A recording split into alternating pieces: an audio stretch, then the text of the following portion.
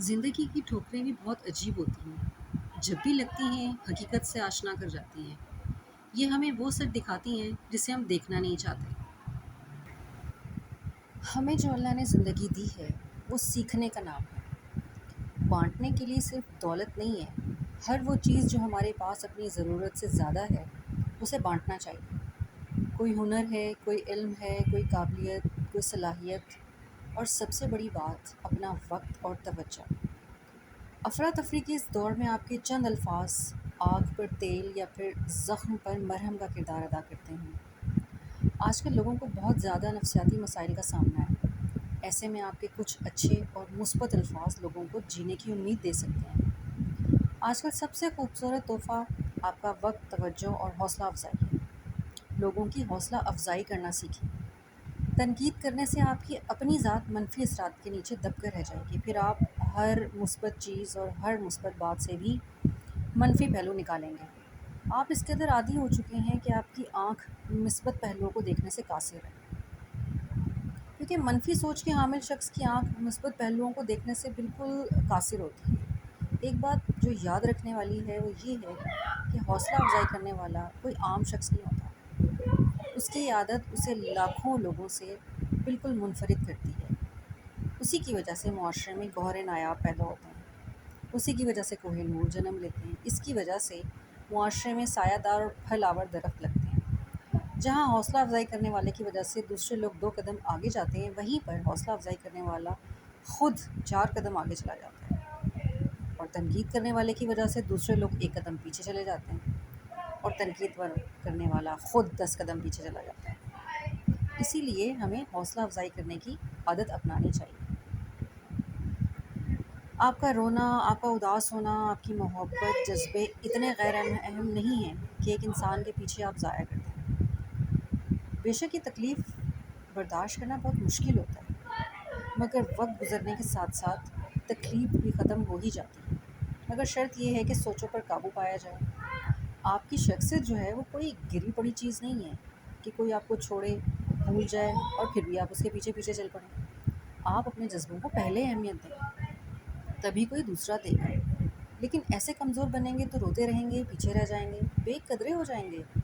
اس لیے اٹھیں، مسکرائیں اور خود کو بدلنے کی کوشش کریں، تاکہ کچھ لوگوں کو پچھتاوے کے مستقل مرض میں مبتلا کر سکیں۔ زندگی انمول ہے، اور خاص طور پر آپ اور آپ کی عزت نفس۔ اصل کامیابی ہے کیا؟ بچوں کو بالغ ہو کر احساس ہوتا ہے کہ اصل کامیابی تو کھلونے جمع کرنا نہیں، بلکہ تعلیم کے میدان میں آگے بڑھنا ہے۔ اور پھر شادی ہو جائے تب پتہ یہ چلتا ہے کہ بہترین شریک حیات کا ملنا ہی اصل کامیابی ہے۔ جب روزگار کے معاملات ہوں تو دل میں یہ یقین پیدا ہو جاتا ہے کہ اصل کامیابی تو کاروبار کو بڑا کرنے میں ہے، یا اگر جاب مل گئی ہے تو اس کی پروموشن میں ہے۔ جوانی ڈھلنے پر نقطۂ نظر تبدیل ہوتا رہتا ہے کہ اصل کامیابی تو باصلاحیت اولاد، بڑا گھر، بہترین گاڑی کے ہونے سے ہے۔ اور پھر بڑھاپے میں انسان کے نزدیک اصل کامیابی کا پیمانہ بیماریوں سے بچ کر جسمانی اور دماغی تندرستی کا بالکل ٹھیک رہنا ضروری ہے۔ پھر جب موت کا فرشتہ انسان کو لینے آ ہی جاتا ہے تو اصل بات تو کھل کر تب سامنے آتی ہے کہ کامیابی کے تمام دنیاوی تصور اور در حقیقت بہت بڑا دھوکہ تھے۔ اصل کامیابی کا تصور تو اللہ کی نازل کردہ کتاب میں درج ہے، جس کے مطالعے کا وقت ہمیں کبھی ملتا ہی نہیں۔ زندگی ایک بہت خوبصورت امتحان ہے جس کا ایک پرچہ ہمیں روز حل کرنا ہے۔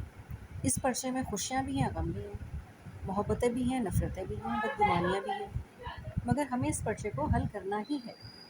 ہم اپنی غفلت میں کئی جگہیں خالی چھوڑ دیتے ہیں، وہ جگہیں جہاں ہمیں خوشی کے جواب میں شکر لکھنا ہوتا ہے، جہاں ہمیں درد کے جواب میں صبر لکھنا ہوتا ہے، ہم وہاں کچھ بھی نہیں کرتے۔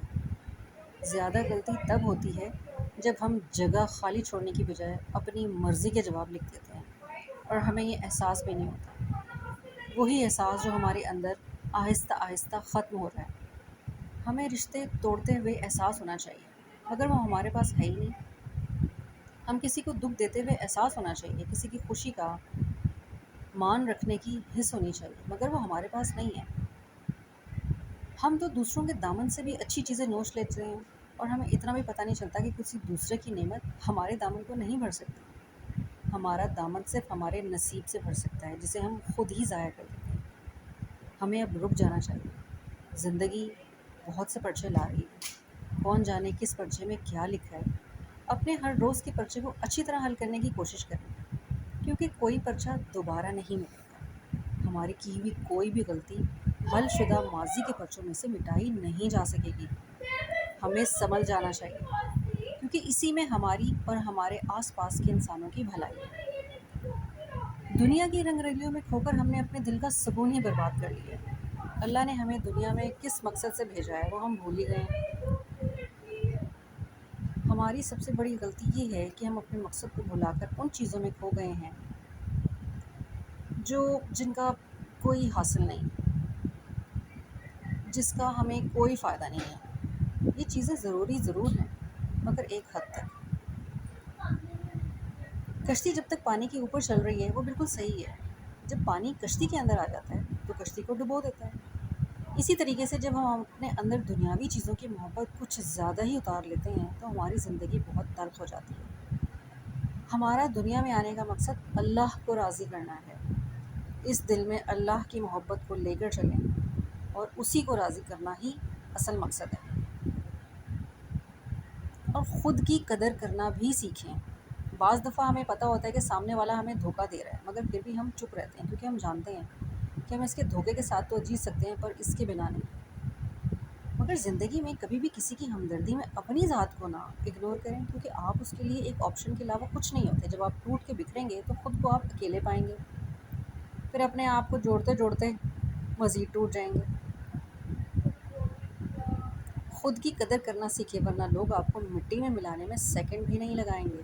ہمیشہ سوچ کر چلیں کہ زندگی ایک ہی بار ملتی ہے۔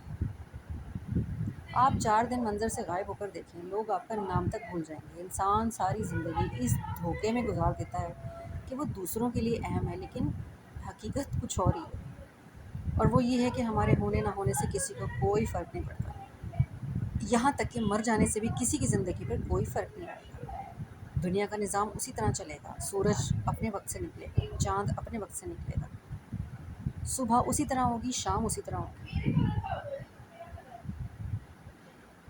یہ وہ تلخ حقیقت ہے جسے ہم جانتے بوجھتے نظر انداز کر دیتے ہیں۔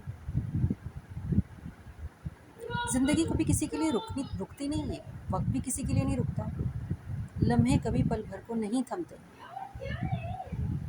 زندگی میں کی آنکھوں میں آنکھیں ڈال کر جینا ہی اصل جینا ہے۔ زندگی میں نشیب و فراز تو آتے ہی رہتے ہیں اور آتے ہی رہیں گے۔ کائنات کا سارا حسن تبدیلی میں ہے۔ کسی ایک جگہ ٹک کر بیٹھنا بہت مشکل ہے۔ اصل میں انسان کی جو فطرت ہے وہ یکسانیت سے اکتا جاتا ہے۔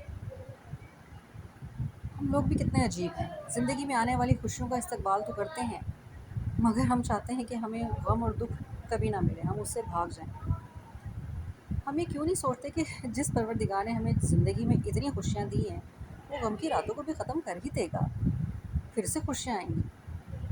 مگر غم یہ زندگی کا لازمی حصہ ہے، کیونکہ زندگی کروٹ بدلتی ہے۔ غم اور خوشی ایک ہی تصویر کے 2 پہلو ہیں، اور اسی کو زندگی کہتے ہیں۔ اگر ہم نے خوش رہنا ہے تو سیدھا سا فارمولہ یہ ہے کہ شکوے شکایتیں کم کریں، اللہ کی ان نعمتوں پر شکر ادا کریں جو آپ کے پاس ہیں۔ اپنے مسائل کے بارے میں کم سوچیں، بلکہ اس کے حل کرنے کی کوشش کریں، اور نتائج کے بارے میں فکر نہ کریں۔ صرف اتنی ذمہ داریاں قبول کریں جتنی کر سکتے ہیں۔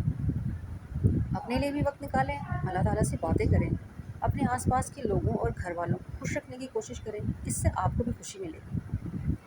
دوسروں کی برائیوں پر نظر مت رکھیں، صرف اپنی اصلاح کی کوشش کرتے رہیں۔